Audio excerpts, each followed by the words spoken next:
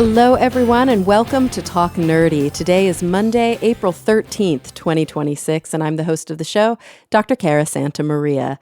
And as always, before we dive into this week's episode, I want to thank those of you who make Talk Nerdy possible.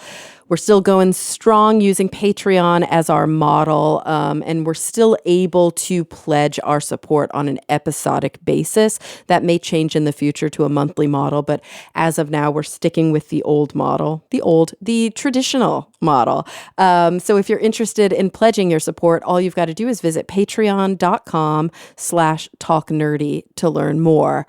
This week's top patrons include Chuck Blell, David J.E. Smith, Daniel Lang, Mary Neva, Will Dufresne, David Compton, Brian Holden, Gabo J., Ulrika Hagman, Pasquale Gelati, and Joe Wilkinson. And there's so many more of you. I wish I could name all of you at the top of the show, but that is one of the perks for our top patrons. So thank you all so very much. You keep the show going, right? The show is not a moneymaker otherwise because I don't charge for it. I'm not in any subscription services. So other than Patreon, which is, it's your choice if you want to subscribe. Basically, you're offsetting that price so that folks who can't afford to pay for their content, because everything is so expensive right now, they can still learn something new every week. And that's really why I keep making the show. I like learning something new every week, and I'm hoping that my curiosity and the areas of interest that I have are translating, at least for some of you. So this week we've got another really interesting episode. So I had the opportunity to speak with Dr. Ashanté M. Reese. She's a writer, an anthropologist, and an associate professor of African and African diaspora studies at the University of Texas at Austin. And she has a new book out. It's called Gather: Black Food, Nourishment, and the Art of Togetherness. So without any further ado, here she is, Dr. Ashanté M. Reese. Ashanté, thank you so much for being here today. Thank you for inviting me. I am excited to talk about your newest book, Gather: Black Food, Nourishment, and the Art of Togetherness. And even before we dive into your super interesting academic history and the work that you're doing now, and of course, why you chose to write this book and get into it, I have to start at the very top saying, welcome to the show, fellow Texan. I'm very excited to talk to another Texan. You're, of course, still there. I left Texas a while ago. What part of Texas were you? So I was born and raised in Plano, so up in North Texas by Dallas. Yep. Mm-hmm. And you were born in Cooper Settlement. I honestly, is that near Austin? Where in Texas is Cooper Settlement? You're not. Oh, okay. Yeah, you're not going to see it on a map. It's right outside. The town you will see on the map is Crockett, Texas. It's about population 6,900, and that's in East Texas, about 2 hours north of Houston. Gotcha. So that's a big change going from a real small town like Cooper Settlement all the way to Austin. Did you live anywhere in between, or was it straight from elementary, middle, high school to college? Yeah, I lived there until I was 18, straight through. And then I moved to my first city in college, which was Trinity University in San Antonio. So, I moved to San Antonio where neighborhoods are, in terms of census tracts, are larger than the town I grew up in. So, yeah. That's incredible. And so I am curious then, just from a demographic perspective, where you grew up, was it a predominantly, first of all, what was the population? Yeah, so when I was growing up, the population held steady around 7,400. There's definitely been it's small. When I say small town, it wasn't until I was in high school when we had more than one signal light in the town, stoplight. So now it's a little bit less, like I said, around 6,800. And actually, most people think about small rural towns as not being that diverse, but our town was actually pretty diverse in the sense of we were pretty equally split amongst white folks, black folks, Mexican American.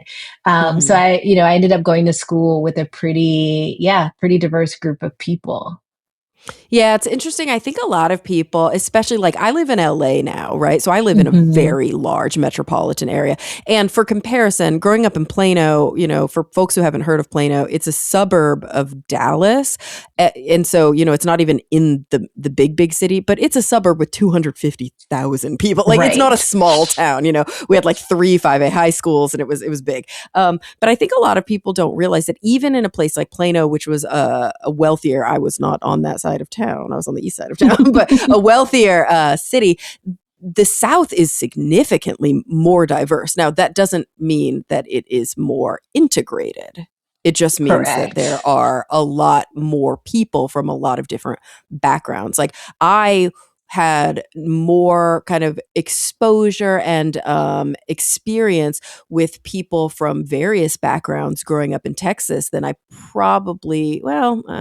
I probably do here in LA, at least from a Mm, demographic perspective. Although it doesn't feel like it because LA is much more, I think, community like integrated and yeah. community oriented in that way. So, what was your experience like growing up in a small town? Was it pretty segregated or was it pretty integrated? Yeah, it's interesting. It sounds like a cop out for me to say both, Mm-hmm. but I'll explain. I lived in a town with one elementary, one middle school, one high school. So literally, we were all going to the same schools, Right. unless parents chose to put their kids in private schools. We did have one private, like elementary, middle school, or they chose to put them in a different nearby town or district. So in that way, I was always exposed to my peers and their families and what they were doing. Um, One thing that I noticed very early in my growing up, though, where I did start to notice the sort of less integration, Mm. was how we were tracked. So people in education talk about students being tracked early on, and in a small town, it's so much easier, right? Because you graduate fifth, sixth grade. Guess what? The teachers in middle school, seventh grade, they all know you. They're expecting you to come.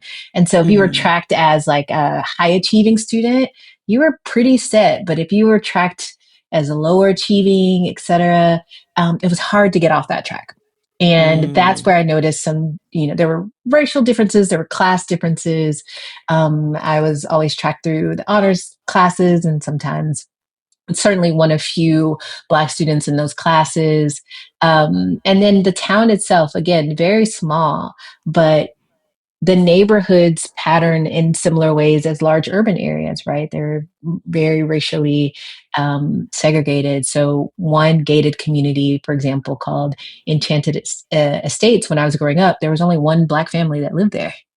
And it Yeah. was, upper middle and upper middle class, um, and overwhelmingly white. And everyone kind of understood that to be, that was what it was, right? But again, school, I played sports.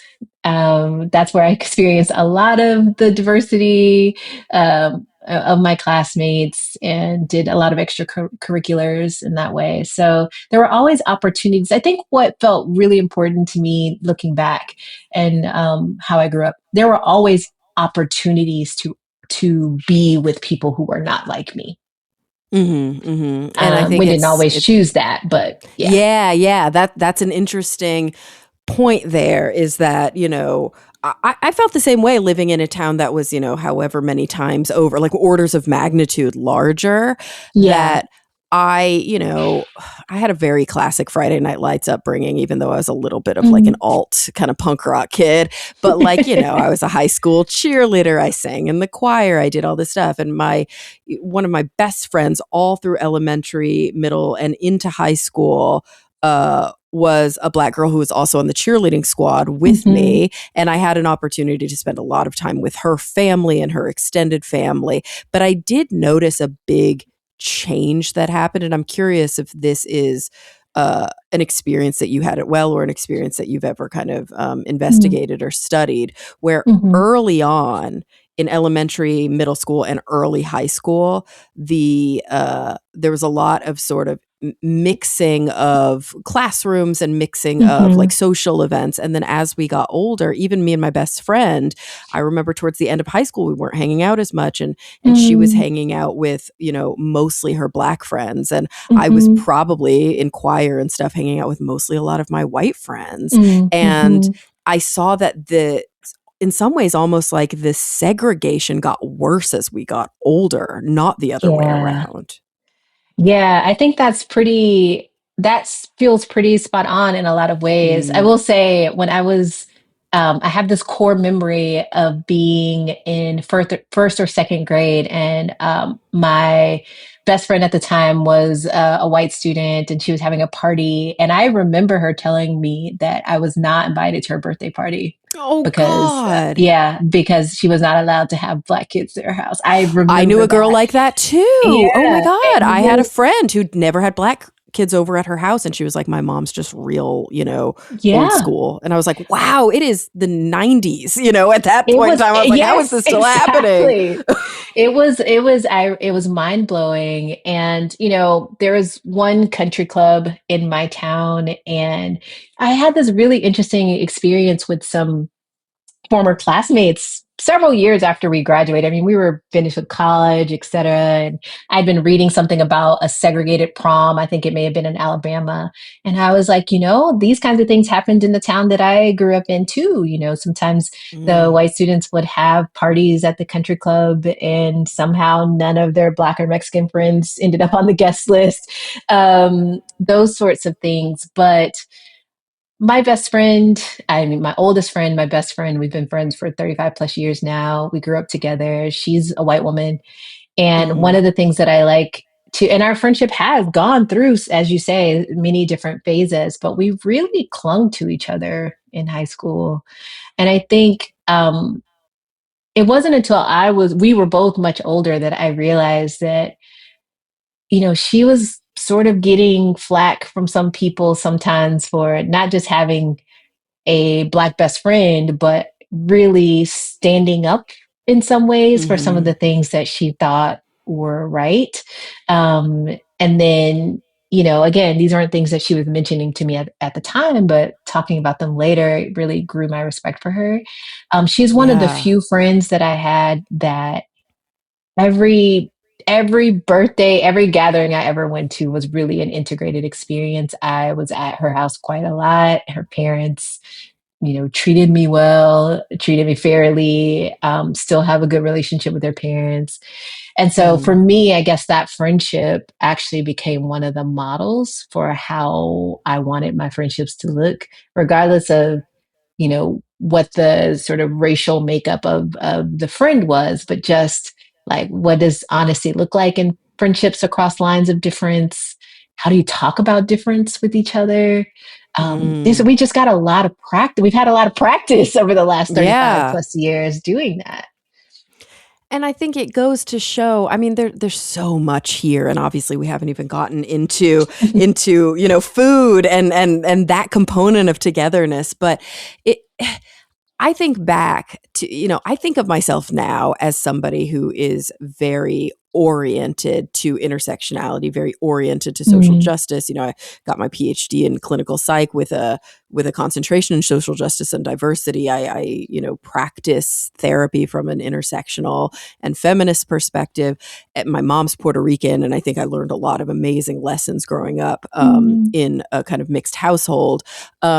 And at the same time, I look back and I didn't come into my own early, I don't think. I mm, think I was mhm, starting to kind of separate from my father and from my Mormon upbringing and from some of the more like regressive and right-wing policies and politics that I was taught when I was very young. I pulled away from that pretty early, like as a mm. preteen teenager, but I probably wasn't standing up the way I think I would have now. I think thinking Yeah. about your oldest friend, the fact that she had that kind of courage and bravery and insight and even just like moral stance at a time Yeah. when I mean, that was not the norm, and it's not what our parents were always teaching us or our communities were always teaching us. I think that that's a real testament to her, just her character for sure. 100%. Like she is, I always tell her, and I've said this publicly too, that she was kind of my first model of someone who is an age peer who is willing to stand up for things that she believed in, even if it cost her something. And she's pretty much Mhm. been that person since I've known her. She's continued to be that person. I'm super inspired by her. And one thing I will say that I now recognize that she recognized early and still continues. One of the things that I really cherish about our friendship, we know each other in and out, through and through. And she also understands that there are some things that I might not talk to her about, that I Right. might only talk to my Black friends about. And I used to worry about how she felt about it.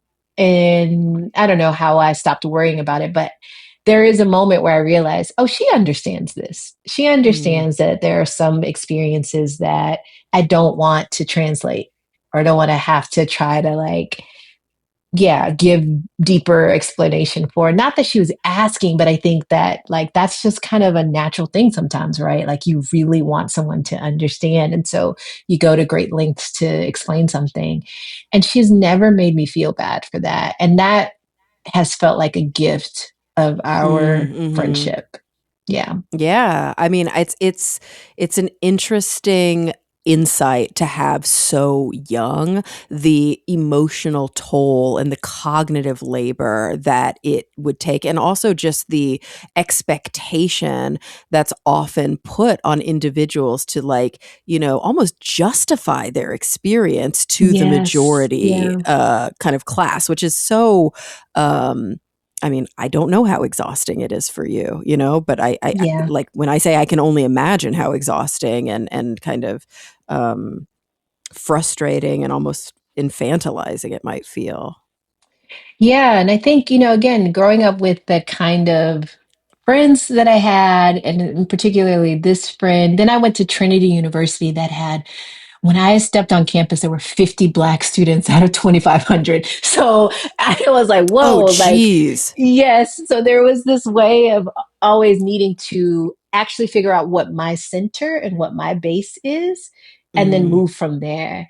And I think one of the benefits of that has been I have a dexterity around recognizing when and where I want to translate and when I don't want to. And particularly when I don't want to is when I can recognize someone is not engaging in good faith. mm, In which yeah. case I feel that is not my work. It's not my lane and it's not my work. But by and large, if I feel like someone is truly engaging in good faith, um, I don't actually mind doing some of the translation work, right? But I think, Hmm. especially in this moment, this current political moment, it's hard not to look over your shoulder to Oh, wonder, like, what someone's motive is. And I actually I don't want to live that way, right? I want to be in people's lives because I want to be in the lives of people who want that without second guessing or really doubting someone's intention. And I mean, I don't know. I'd be curious to see how you feel, but I've just noticed how much more paranoid I can be sometimes oh, around engaging people. yeah, for good reason. I mean, prudent paranoia, we call it. And I Yeah. think for the listeners of the show who are obviously coming from all different walks of life, one Hmm. of the things that I like to talk about, especially to female or gender minority listeners, is that even if you are somebody who is in the majority sort of racial or ethnic class, or like for me, I'm Puerto Rican, sure, but I'm white. Yeah. Like, so it doesn't matter because my presentation gives me that privilege. But Mm-hmm. I feel the exact same way when I'm engaging with men about the patriarchy. Like if I do feel like it's Mm, coming in good faith, like there's a humility and an interest in learning, and I just have never been exposed to the things I was amazed when that's I found right. out what it's like to live as a woman, and that's when I'm like, sure, yes, I want to scream it from the rooftops because I want more and more Hmm. allies. But if it feels like you're sea lioning me and you're really just engaging me to try and prove me wrong or to try Yes. and like undermine my lived experience as if it's some sort of Yes. practice in rhetoric. Like, I'm not interested in that. Yeah. And it's so, and I don't know, the older I get, the easier it is to see that more, Mm-hmm, or mm-hmm. see that someone is, I don't want to use the word threatened, but kind of sees it as their personal mission Right. to challenge me on what I know. Right. Yeah. Right? Yeah. Or to challenge whatever expertise I bring to the table. And and that way, I'm like, you can actually have all of that. I don't want to. I don't. That's not how I want to spend my time. I'd much rather Mm-hmm. spend my time like creating with other people than sparring with someone who's going to walk away and have no interest in this anymore Right. beyond just the Right. conversation. Yeah.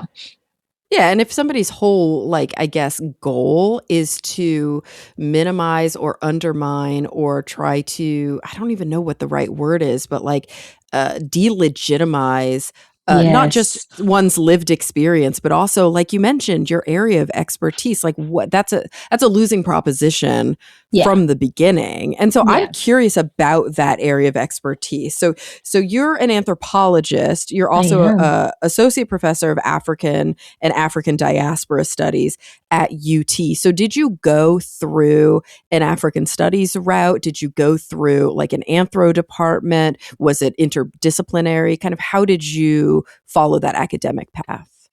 Yeah, I went through a PhD program in anthropology at American University in DC.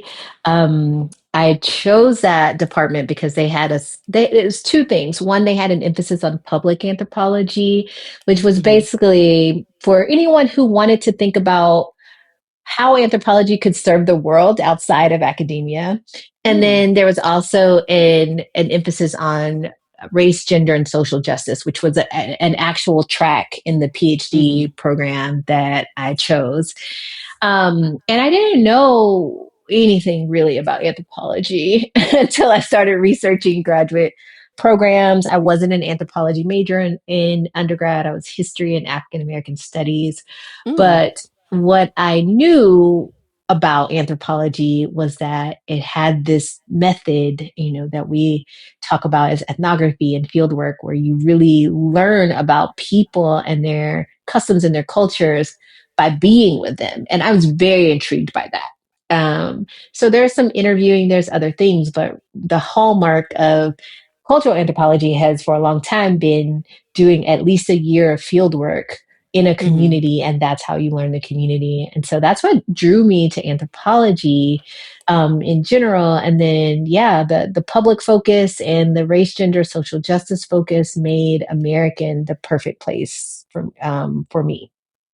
Oh, I love that. I love that both of our PhD programs offered us an opportunity to, I like at my school, it was know. called a concentration. At your school, it was maybe a track, but like to have Yeah. specialized training and experience in ours was called social justice and diversity. Yours was what, race, gender, and social And social justice? justice. Yep. That's I right. That's love right. that. I mean, that's also one of the great things about being involved in these sort of like human studies like psychology and sociology Yeah. is that there are huge swaths of the of academia that are focused on that, which is good because there's also a lot of really disgusting history in our fields that is That's the right. exact Yeah. opposite, that's super Right. colonial and awful. But it does remind me a little bit coming back to sort of the topic of your book itself and what we sort of started Mhm. talking about was our experiences in Texas high schools Yeah. of Beverly Tatum and her book Why Are All the Black Kids Sitting Together in the Cafeteria, which I'm Mm-hmm. always quoting this book because I think it was really informative and instrumental for me, especially her metaphor for the moving sidewalk and like what it Mm-hmm. takes to work in anti-racist spaces. But I noticed that, and I don't want to speak for you. I'm actually curious about your experience, but my assumption, my guess, is that you have plenty of opportunities throughout your life to exist in predominantly white spaces, whereas Mm-hmm. white folks have opportunities, but I don't think they often seize them or, go out of their way to try to experience and exist black spaces. Yeah, I think that's spot on. And I love that you brought up Dr. Beverly Tatum. Shout out to Spelman College. which is where I taught before I came to UT. Oh, no way. Um, Cool. yes, yes. For those who are listening, historically Black college for women. It was a really incredible experience there.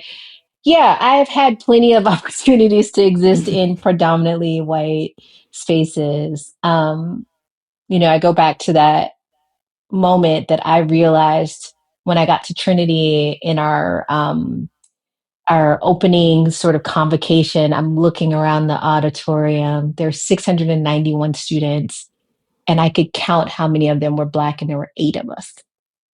And Oof. it was a moment where I was like, what did I get myself into? What is happening here? How am I gonna be here? And Mm. we were all assigned to small groups. And my small group was led by a white woman. Her name was Lindy. And I really, really liked her. A small group of 8 people.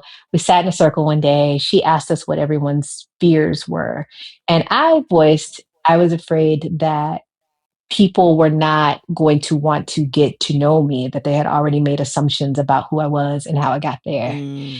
And someone in the group was so offended that I had said that. And I was having this moment where I was like, oh my God, I really chose the wrong place. And after Lindy was like, I really do want to get to know you. And she said something like, it kind of like maybe in a very kind of sitcom way, but she said something like, I don't have that many Black friends. And so I probably do have stereotypes, but I would like to get to know you. Mm-hmm. And you Mm-hmm. know what Lindy and I started doing? We started running together every morning. That is how we got to know each other at that time. And so Mm-hmm. all of that to Yeah. say that, like, yeah, there are these moments, and then there are also these decision points too, not just for me, but for other people who are in the room with me around how we're going to engage with each other. And the converse, like, yeah, it's what I like to do when I put my anthropological hat on. One of the things Mm-hmm. that I often say to people is many white folks really don't I don't know if it's not the opportunity or a choice, but really don't have that many experiences with Black communities writ large, not just individuals, where they're not already assessing lack or something Mm. being wrong. Yeah, I agree. That is the massive bias going in. If they Right, even go in, that is the bias. And right. often that is why they don't go in, is because that bias Yeah, exists. yeah. And so that already shapes the whole experience, right? That already Mm-hmm. Yeah. puts one person or set of experiences over the other. And then I think that there are other moments where I have a really diverse group of friends in general, and specifically in Austin, which is something that I really love. And going back to again that example that Liz, my best friend, carved out for me, I think even within these groups, we really have tried to understand like how and when we can show up for each other and when we can't, and why that's Mm. okay, because sometimes we are carving out space for certain experiences. Like, yeah, I'm a queer Black woman who lives in Austin. I very rarely run across other queer Black women in Austin, and when I do, I'm like, can we just create a little coven so we can protect some of our experience with each other, right? Mm-hmm. And so sometimes we do that. There are moments where I'm just gathering with other queer women here, which is just a way of saying that um, I know sometimes white folks maybe experience it as gatekeeping or being kept out. And sure, that's a part of it. But like, I think I like to think about it as sometimes people are creating their affinity groups or whatever based on what they need in the moment. And that's not Yeah. even about the other people who are not included. It's really about like, what do we need in this moment? And sometimes what we need is, yeah, to gather in a space where it's just a deep exhale, where we're lamenting, right? Like Yes. I tell people all the time, moving to Austin is the most heterosexual group of friends I've had in a very long time. And And you're from a real small town, so that's I saying know something. it's been a long time. It's been a long time. And sometimes I'm looking around and I'm like, wow, okay, I love these people. I love this group of friends. And Yeah, but I also also come got to visit us out carve here in out. LA. Yes, yes, Yeah. exactly, exactly. And so, and no one gets offended. I don't think so. I mean, maybe people do, but I don't think so. No one really gets offended by that. Yeah. they understand analyses of power. They understand Well, that's that the some, point, you know what I'm right? saying? Yeah, Yeah, yeah, like, and that right there, I think is such an important thing that bears, like, highlighting, especially for any listeners who might still be holding on to any of, I mean, dare I say, I don't want to, whatever, but like bigoted notions that, like, yeah, people stay segregated because they want, because likes like, and because, it's just, and it's the same reason that white people don't want to enter black spaces is the reason that black people don't want to enter white spaces. No, it is not. It is not the same right. reason. The Yeah, reason that black folks sometimes need to stay together and not enter those white spaces is the same reason that women sometimes don't want to enter male spaces. It's a yes, safety issue. It's a, my experience, and I don't want to have to explain myself to you. And also, I don't want to be on guard this whole time. I need to just yes, relax. And when men don't want to enter female spaces, or white people don't want to enter black spaces, it's a completely different reasoning. It's yeah. a it's a because the power differential is there. And I think we It can't is ignore there. that. No, I mean, a really good example of this, small example. I'm a huge women's basketball fan, Okay. and Austin has a women's sports bar.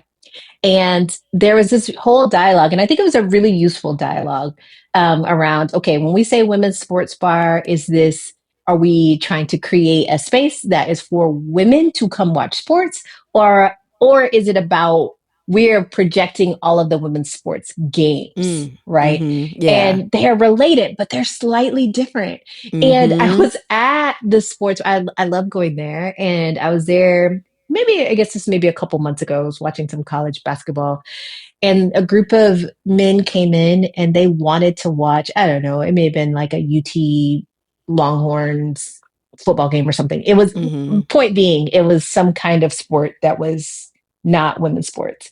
And Mm-hmm. they came in and they were having such a hard time with the idea that the game wasn't already on and that they wouldn't just switch the TV to this Yeah. game.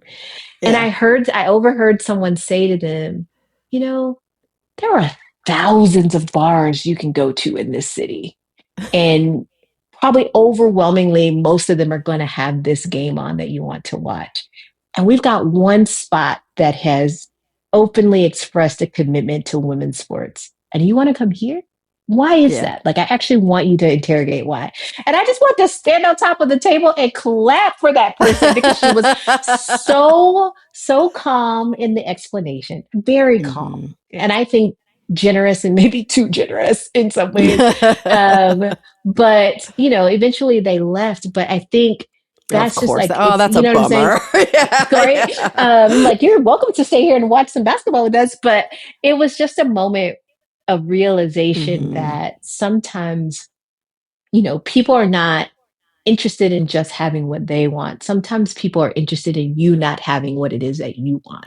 Yes, completely. Because, and I don't know if it comes from a place of like, if you have what you want, your way of life might start to take over and threaten Yeah. my power. I mean, I have to assume that that's a part of it, but it's, and again, like, it's similar to why queer folks like to hang out in queer spaces sometimes. And it's not Mm-mm. that they're avoiding hetero, cis het normative spaces, because they're Yeah. always in those too. It's that Yep. there's a letting down of the guard that you can have, and Yes. a camaraderie with folks where yeah, again, like the cognitive labor isn't there. Yeah, 100%. And I think for me, using the queer example, if I'm out and about, most people will read me as heterosexual, except other lesbians, because I think they're like, no, you're one of us. But Mm-hmm. I think like, I am femme presenting. People kind of just don't think about it. And I think there's also a safety issue, not just the comfort issue, Mm-hmm. because often, not always, but often men really struggle with rejection. And I can be as Yes. kind as I am. And there are many moments where men are very persistent.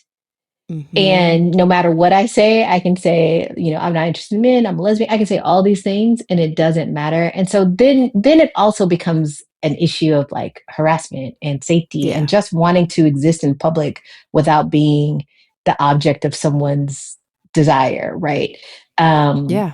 and Yeah. yeah, And so I I think think even there are, straight women can kind of yeah, attest to wanting a that from time hundred to time. percent. That's why straight women love hanging out at lesbian bars very often. I see that a lot. And like myself, Yeah. as you know, I also identify as queer, and my flavor is confusing to a lot of people because I'm a queer Mm-hmm. woman who is with a queer man, Mm-hmm. but we Mm-hmm. are both very open, and we, explore different kind of relationship structures like uh, ethical non-monogamy. And Mm-hmm. so one thing that I like about existing in queer spaces too is that there's like almost an implicit understanding of non-traditional relationship structures, and I don't Yeah. have to constantly convince people or explain to people or argue a position when it's like, what do you care how I live my life? I don't want to have to That's right. justify my lifestyle to you. But when I exist in queer spaces, I feel like there's just a like, yeah, cool, whatever works for you, all are welcome mentality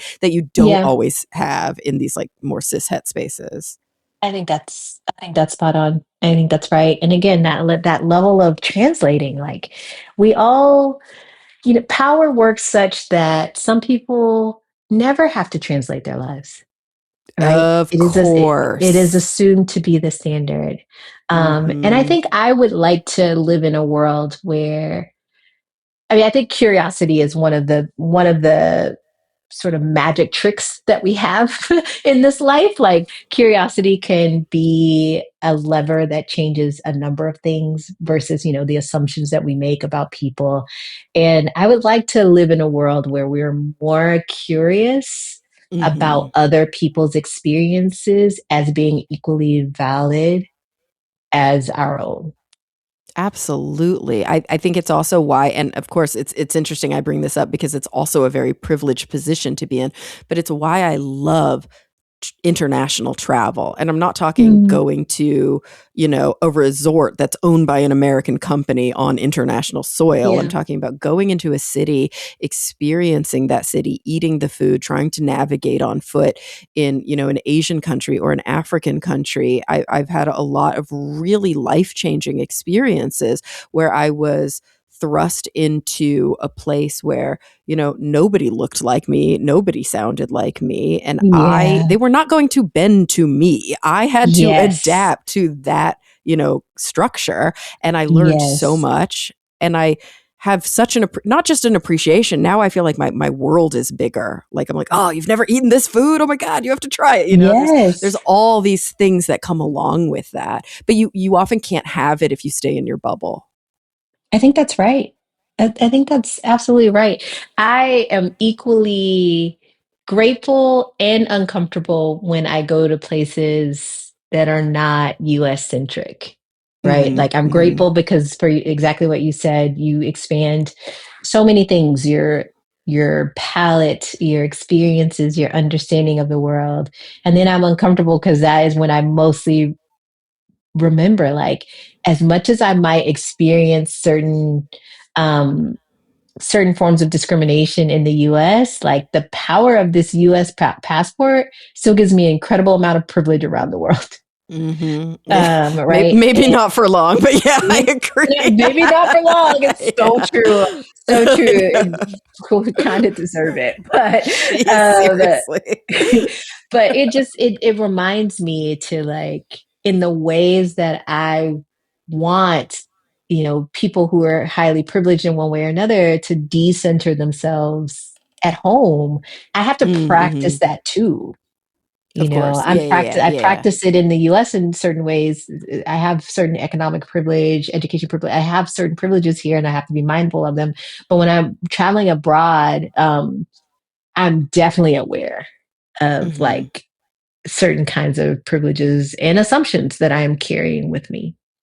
Absolutely. And I mean, I think in a lot of ways too, that is what kind of maintaining an intersectional perspective is about, is recognizing the areas where we have this kind of privilege, the areas where we really, really don't, and the areas Yeah. where it depends it depends sometimes on the context, whether even those privileges are recognized or not. Like probably Yeah. you have this experience as well, but I work in a large hospital system now as a clinical psychologist, and Mhm. it is not uncommon that I will be referred to by my first name and not my title, Dr. Santa Maria. Yeah. Whereas, men may not have that same experience. And yes, I have the privilege of having a PhD and of being a doctor. And when that authority is there, people do look at me differently and talk to me differently. But even amongst those circles, that respect isn't always seen. And as a Yeah. professor, I can only imagine that you are called Miss a lot more often than you are called Doctor, which is infuriating to me when that Yes. happens. It is that. And what I experience more often is the mixed bag of colleagues who allow students to call them by their first names. Um, and then how students might internalize that as like, okay, this is kind of a blanket for everyone. So all of my Hmm. classes every semester I do an explicit little thing around this is how you can address me. You have these options, Professor Reese or Dr. Reese. Those are the only two options that you have. Uh-huh. And that came from, yeah, from the exact kinds of experiences that you mentioned. And it feels especially important. It feels important. It's always felt important to me. It feels especially important in this moment, though, of just rising anti-intellectualism. This Hmm. moment where Black women, in particular, like so much of the backlash that is happening in politics. I heard Tressie McMillan Cotton say this earlier, like maybe a couple weeks ago, and I think she's so true. That a lot of the backlash that is people we're experiencing politically is connected to people wanting to punish successful Black women Right. that who Yeah. have Yeah. had the audacity to Hmm. go and get the multiple degrees to be in positions of power or authority, right? Like it doesn't matter what people think, DEI is or was and what it actually is. No, none of that matters. All that matters is there's been this response of you got something you did not deserve. Doesn't matter that Right. you did all of this. You Doesn't can matter have a that you really speaking. deserved it. No, it Yeah. does not matter at all. And so I've become even more boundaried around not Yeah. only how I am addressed, but how to engage in conversations, right? Like, because of course you probably know this from graduate school, where especially with graduate students, sometimes there can be a tendency to just be a lot more casual Of because course. Yeah. you're training students, but they're going to be your colleagues one day. Hmm. And I have Hmm. Hmm. always taken the position, but you're my student now. When you become my Hmm. colleague, we can have a different kind of relationship because Hmm. it's a slippery slope. Absolutely. Yeah. Absolutely. And I have to just like highlight once again and reiterate the point that you made about so many people seeing, uh, a Black woman in a position of, authority or of power and feeling threatened by that. And I think a lot of times when people say, yeah, but why would that be threatening? Like what's underneath that? How do we go even deeper? And I have a very dear friend who very eloquently put it one time when we were, talking about race relations in this country. And she was saying, like, it's threatening to somebody who had a built in privilege that they never had to be exceptional because by virtue of Mm. who they were treated as exceptional. Now, all of a sudden, they're experiencing, a middle class white man is experiencing the fact that he has to work hard to have the uh, uh, whatever it is, the feedback, the Mm. promotion, the whatever, in order to, like, he is finally experiencing even just a shred of what it has felt like to be a person of color or a woman or an gender minority throughout all of human history. Because Mhm. before, you could just show up to your factory job and you would automatically have your pension, and you could be a mediocre worker and you could be, just showing up was enough. And now it's Yeah. like, no, because all of these people who, let's be honest here, not only do you deserve your job and title, you deserve it almost more because it was that much harder for you to get where you are.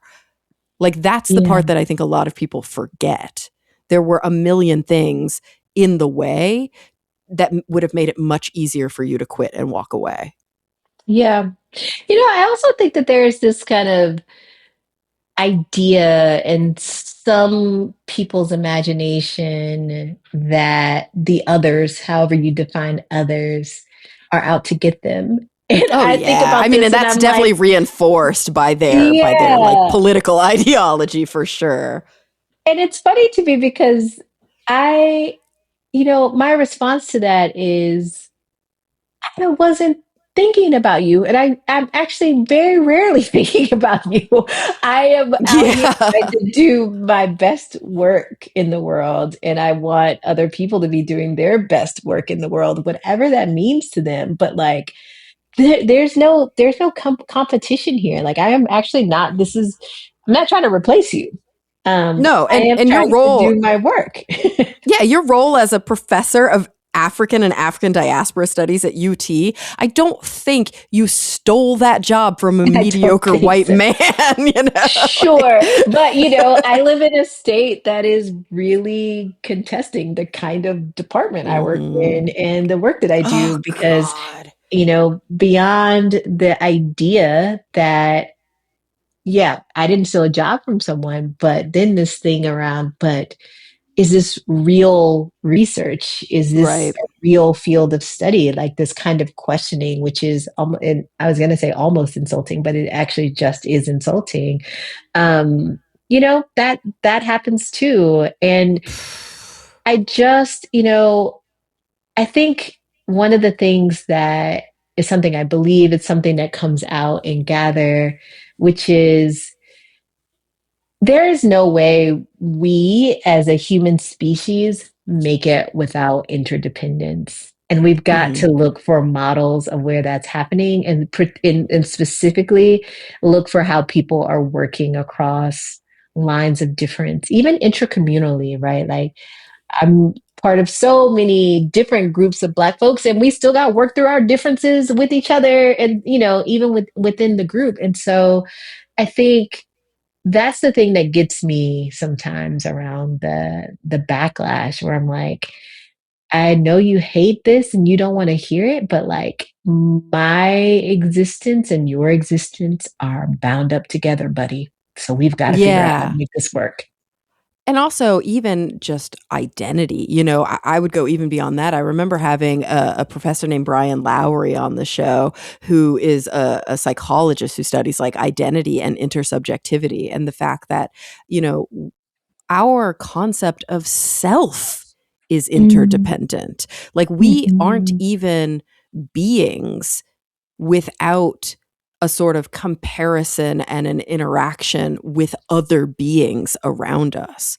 There's no Yeah, such thing as the self if not for other, and we develop that as we grow up in society. so And of true. course, how do we do that in a way that is as sort of uh, contributory to civic engagement, that is as contributory to kindness and empathy and caretaking and community than to just exist with other people? And that's what maybe we should get into now, is this transition to gather, to this idea of togetherness, especially togetherness around food, around communal care, I guess we could say. Um, Mhm. Talk to me about how these topics started to come up for you as a researcher, and how Yeah. they, have become central to your academic studies.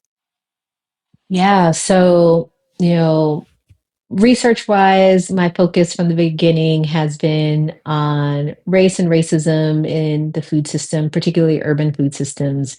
And so I spent years doing research in Washington, D.C., examining how food access was patterned along the same lines as racial segregation in D.C., which is actually true for most cities, LA included. Mhm. Most major cities have similar problems. And so I spent a lot of time understanding those problems, but also trying to understand how DC residents were navigating the unequal food system. And so Mm, where that research left off is kind of where Gather begins, which is I feel like we've done a lot of diagnosing of the problems in our current food system. And I mhm. wanted to think about, but how are people gathering around food and using food as a point of connection? And is there something we can learn from that that we might scale up in terms of Okay. how we create justice around food?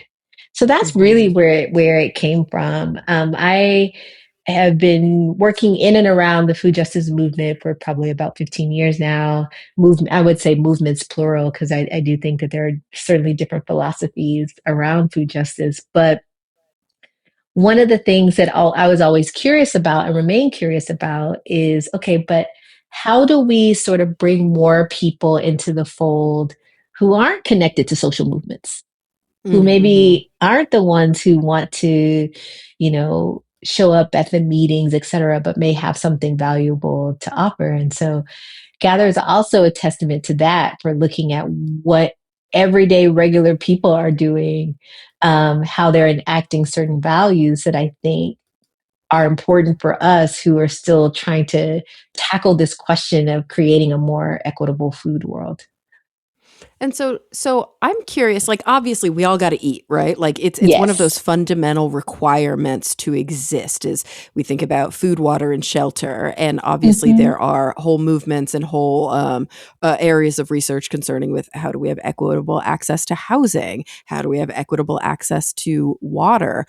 Food though is I think in some ways it's interesting because it does have this like massive social component tied to it Hmm. and like a cultural component. Like, we eat different foods based on where we come from and then there's like ways that we eat food. Like I love going out for Chinese hot pot, which is like a very sort of Yes. familial way to eat. And I go to this one Oaxacan restaurant that I love that's all family style. And then there's I don't know, there's like buffets and there's a million different ways to barbecue. Obviously, I grew up in Texas. Yes. Tex-Mex. There's a million different ways that we eat food that goes beyond the ingredients or the processing of the food, but it does kind of start with maybe start is a wrong component, but part of your research when it comes to food equity and food justice does come down to like farming practices and just access to food, right? Yeah, that's been a huge part of it. Farming practices, access to food, distribution of food. Mm, Sometimes we forget that supermarkets have not always been a part of our food systems, actually. mm-hmm, But mm-hmm, they're sort of a more modern addition to how and where we acquire food. Food waste. We waste a ton of food in this country, mm-hmm, and that not just on the individual level but on the corporate levels as well. So all of those things are, I won't say all of those things are things beyond the individual consumer, right? A mm-hmm, lot of this has mm-hmm, to do with, um, what are our land use policies. For example, farmers, there are many farmers who themselves are food insecure, mm-hmm. because Yeah. farming as a profession isn't something that is highly valued in this country unless it is, tied to subsidies for things like soy and corn. Mm, But those aren't things that we're producing to feed people on a regular basis, right? So I think there's that part of it. So and all of that is political. But I think there's a mm-hmm. reason why, by and large, many people, I would venture to say most people, aren't thinking about that when they go to the grocery store. They're not No, thinking definitely about not. who picked this produce, how much are they being paid, what is their housing like, are they safe? Well, we don't, many of us don't think about those things, right? And there's good reasons for that, I think, in the sense of the system isn't designed for us to think that way. Um, Yep. right? And so Yeah. then that also creates a hierarchy of like, um, who, not just what is valuable, but who is valuable and who we Mm. should be thinking about and taking care of. The closest we got to this was during the pandemic. I'm sure you remember, like, there people were freaking out about what wasn't in the grocery stores, and then there was this Hmm. huge interest in gardening and farming spiked so much because of people's Hmm. anxieties and worries about what our food system was going to look like. And I was just kind of watching this, and I had never, well, I hadn't up until that point seen anything in my career where people were really starting to connect the dots between supply chain failures and how the food system is built itself. And it was Mm. just so fascinating to me to watch that. And on the other side of that were people who were doing things like, yes, I will share my seeds with you, or I have these other starter plants that I can share with you. There were also these ways that people were leaning into communal practices, Hmm. um, that were really intriguing to me. Yeah. It's interesting to think about, like, you mentioned earlier that people are sometimes surprised, but here in LA, or at least I should say in California, more like in the Central Valley, I think it's maybe it's a well-established fact, maybe it is not well known, that you're right. Some of the most food insecure people in our state are the people who are actually producing our food, picking our food, Yeah. packaging our food, and Especially in delivering our. California. Yeah, yeah. There's a huge. I mean, it's a huge issue here, and Yeah. so it. And at the same time, I think that we are constantly bombarded because we live in this like deeply capitalist society. We are that's like full of messaging and not just social media, but like advertising and so much like persuasion science, that we're constantly bombarded with like too many options. And then Yeah. very often it feels like we have zero options because, well, I can only afford to buy the cheapest thing. And the cheapest Yeah. thing might be like the least ethical thing in order Yeah. to, and there's all this personal responsibility placed on people to make decisions and to vote with their dollar, when a lot of times it's like, that's not even a choice that most people have. Most people just need to figure out how to get food on the table for their families and do it in a way that doesn't break the bank. And unfortunately, we don't always see, because of our global food system, that the most affordable choice is also the most ethical choice. Yeah. Yeah. Yeah. It's so complicated, right? Because I think also how people think about what is ethical is already so interesting. Like, for Mm. example, I think a lot about charity and mutual aid, Mm-hmm. and what's the line that separates the two of them. And I think for a lot of people, many of us grew up thinking charity is that's what you do. It's a mark of you being a good person. For people who grow up Christian, charity is one of the things that marks your faith, giving to people in that way. Mm-hmm. And so, that might be an ethical sort of no-brainer for some people. But it's also true that like charity in terms of food in the food system is a bit of a quagmire in terms of there's a lot of distance between the giving part, which is sort of an affirmation of the person who's doing the giving, and the Yeah. receiving part, which has often by and large required people on the receiving end to like bow down or Mm-hmm. lower Mm-hmm. themselves in a particular way. So Yeah. charity is a part of this hierarchy that continues to operate in the way that it does. And I've been intrigued by mutual aid because I think mutual aid on some level is an attempt to upend that, Yeah. actually, to really tie our fates together, to treat someone as whole and human. And when we have the opportunity to do so, to use our giving as a space to do some political education around different topics, right? But it's not about this is just you needing to pull yourself up by your bootstraps. To me, mutual aid is recognizing that the system itself is producing crisis, Yes, and yes. we have moments where we can intervene. And so even just I just use that as an example of like those are two very different ethical stances that produce Mm-hmm. different relationships to ourselves, to our neighbors, to the idea of interdependency itself. Um, and it's a useful frame for thinking about, okay, so what does this mean for how we understand what needs to change about the food system, right? I mean, first and foremost, the US food system is there's so many monopolies in our food system. It is Yeah. nearly impossible to, so far, because of different policies, et cetera, it's been really hard to break up those monopolies. Mm-hmm. But that is, in my mind, a central kind of systemic problem Yeah. related to our food system, right? And so maybe as an individual consumer, that's not necessarily something like, well, man, I'm going to go take on Nestle today. Maybe, Right, right, but right.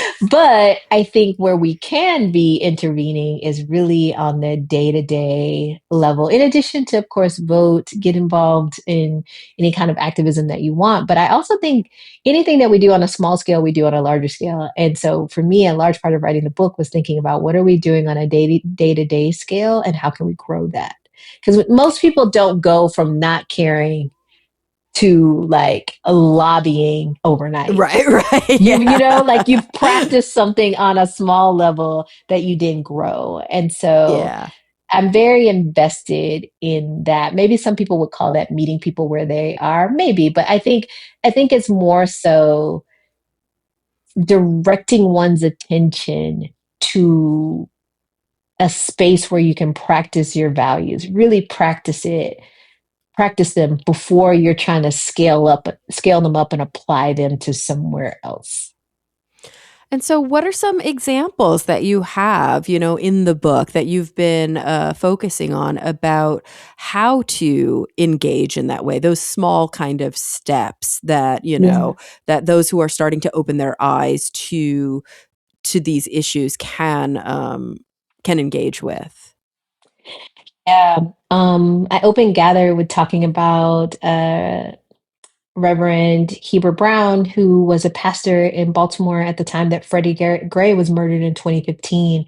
And Hmm. for anyone who's listening, when Freddie Gray was murdered in Baltimore, everything shut down because of Hmm. protests, because of fear of protests.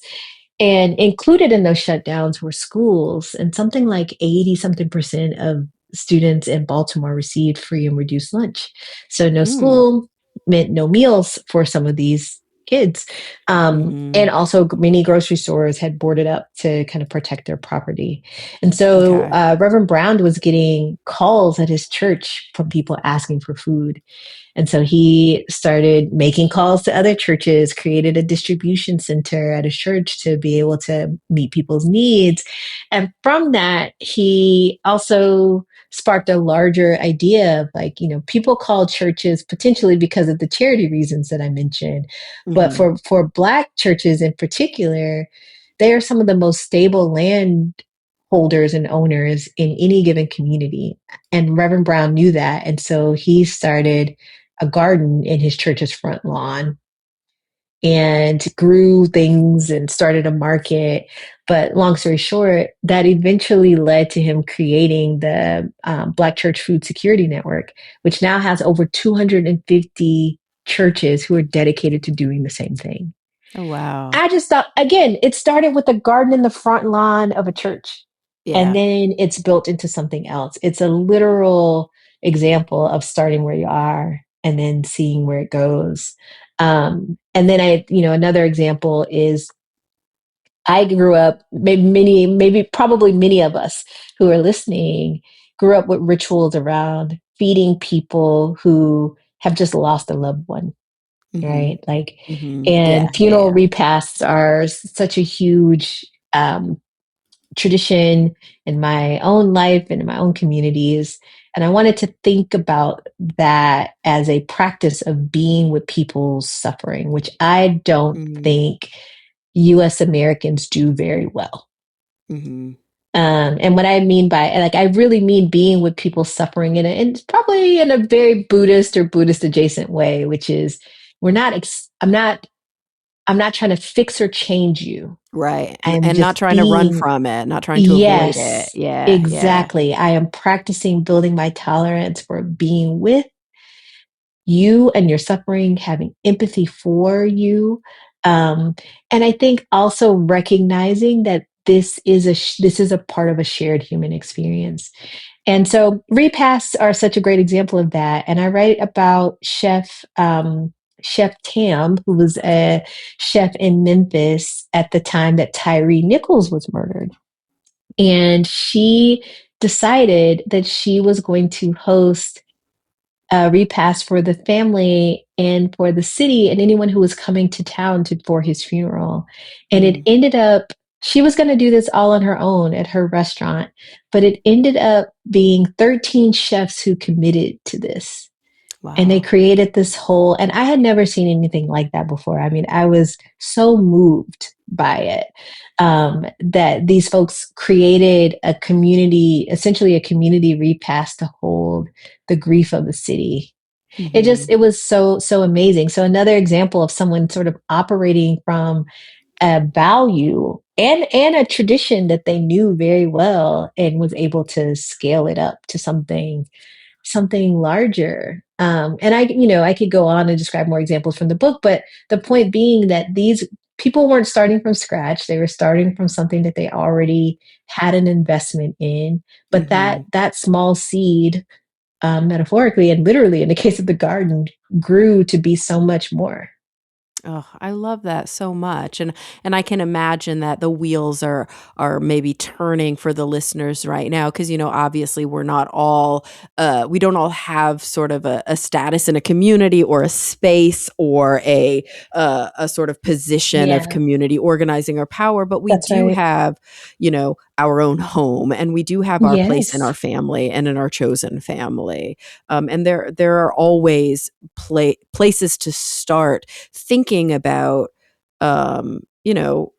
we got to eat. We got to Yes. eat and we've got people that we love, and how can we not just, I guess, in some ways give back to community or affect this sort of like, socio-political change, but how can we also Yeah. just get what we can out of this life by bringing people together? Yeah. And also, I mean, I would be remiss if I didn't say this, which is this idea that our food practices are completely insular to just the homes that we live in is Mhm. also a relatively new phenomena and also kind of a minority when we think about global food Mm, practices. mhm, yeah. So, there's a long history of people being communal around food, and communal meaning not just sitting down to eat together, but sharing in the labor of Mhm. feeding oneself in community. And I think there are ways for us to practice that. And sometimes, I imagine several listeners probably love to cook. So do I. And sometimes we just kind of think like, oh, I'm just going to do this. It's not a big deal. But when Winter Storm Uri happened in 2021 here in Texas, that took out our power grid, Mhm. it was those folks who were cooking these large pots of soup and beans, etc., that were literally making the difference between folks who were eating and not eating. Yeah. Oh, wow. Yeah. Ugh. Yeah, and the thing is sometimes this kind of, organizing or this kind of experience, it doesn't come because somebody has a great idea and they wanna give back. It comes Right. out of necessity. Yes. Yes. And it's powerful. And it comes out of necessity. And I think I've been really reflecting on these moments of how and why people choose to step up. Mhm. And I've landed at this realization that for some people, it's not that they don't want to do something, they're waiting for someone to lead the charge. And I don't Mm-hmm. even mean that in a judgmental way. I think sometimes we're just like with Winter Storm Uri and the organizing that I and others did here. That started because I put something on social media saying, I would like to help people who do not have power or do not have money to get to a hotel. Right. Who needs help? And then not only did that generate responses from people who needed help, it was like an invitation to other people who wanted to help. Because Mm-hmm. then I was getting these DMs from people who were like, I can help too, I can help too. And so it just snowballed from there. Mm-hmm. And I think that is, for me, that is a lesson in let me do what I feel nudged or called to do. And that might be an invitation for someone else to do the same. I'm Yeah. not responsible for someone else making that decision. But if I am operating in good faith in my own lane, maybe that activates someone else to do that as well. Oh, I love that. Gosh, I honestly could talk to you for hours. I know I've already kept you so much later It's than I said okay. I was going to do, but I'm curious before we start to kind of close up the conversation, because obviously we talked about so many different things. We didn't just focus on the book. We didn't even really get into the book until like Right. halfway through. Is there anything that, we did discuss mutual aid and repass and these and Mhm. kind of gardening, and I'm curious, if is there anything that we didn't touch on? Obviously there's a million things we didn't touch on, but that you would be remiss for us to leave out. Is there anything you want to make sure is said before folks, go out and get the book for themselves? Yeah, that's a great question. I think I would just like to say never underestimate the power of a gathering, no matter how big or how small. Ugh. Um, that is the message of the book to me. Like I end the book with I won't give the ending away for people who will read it, but my impulse after the 2024 election was to feed people I cared about. Mm-hmm. And that is what I did. And it became a space for us to really think together, grieve together, but also strategize around like what does our safety look like? What do we want our Mm-hmm. community to look like? What are the commitments we want to make to each other? And that wasn't the intention. I just wanted to feed people. But then we ended up having these other conversations. So I think don't underestimate what is possible, because if you are a gatherer, that's what I call myself. I love gathering people. If you are a gatherer like me, you can get so obsessed with all the details, like Yeah. trying to make everything right. But that's not your job. You're bringing people together and you don't get to manage how they're going to show up, what ideas they might have, what things Mm-hmm. they're bringing to the table. I think the best that we can do is to assume that an invitation that someone accepts means that they are ready to come and be fully engaged. Oh, I And we love don't that have to so do anything much. else.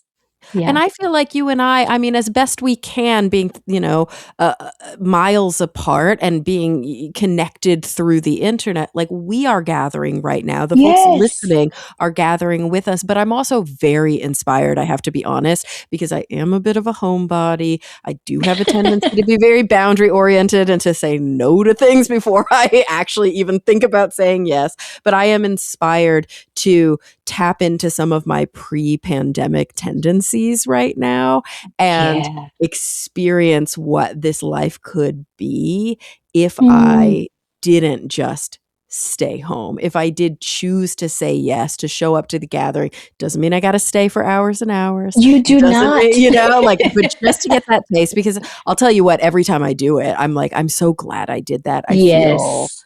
refreshed Yes. and I feel reconnected. So, what an inspiring chat. I can't thank you enough. This was absolutely wonderful. Everybody, the book is Gather, Black Food, Nourishment, and the Art of Togetherness by Dr. Ashanté M. Reese. Ashanté, thank you so much for being here.